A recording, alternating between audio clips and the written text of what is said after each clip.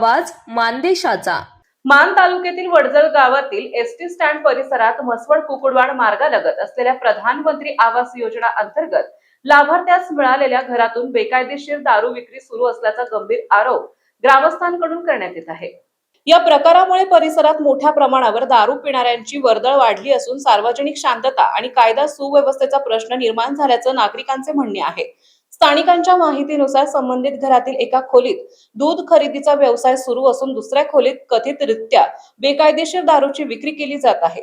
संध्याकाळनंतर मोठ्या प्रमाणात मद्यपी येथे जमून गोंधळ घालत असल्याने महिला, विद्यार्थी आणि प्रवाशांना मोठा त्रास सहन करावा लागत असल्याची तक्रार आहे।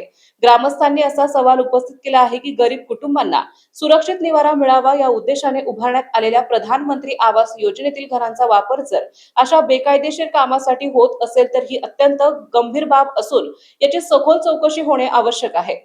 या प्रकरणाची राज्य उत्पादन शुल्क विभाग, म्हसवड पोलीस, ग्रामपंचायत आणि संबंधित शासकीय अधिकारी यांनी तातडीने चौकशी करून सत्यता पडताळावी आणि दोषी आढळल्यास कठोर कायदेशीर कारवाई करावी अशी मागणी ग्रामस्थांनी केली आहे। प्रधानमंत्री आवास योजनेच्या घरांचा गैरवापर होत आहे का या प्रकरणाची निष्पक्ष चौकशी करून सत्य समोर आणण्याची आणि बेकायदेशीर दारू विक्रीवर तत्काळ आळा घालण्याची मागणी नागरिकांकडून होत आहे।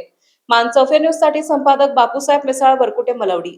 आपल्या जिल्ह्यातील तालुक्यातील लेटेस्ट बातम्या पाहण्यासाठी आजच मानसौफे न्यूज चॅनलला YouTube वर सबस्क्राइब करा आणि बेल आयकॉन प्रेस करा।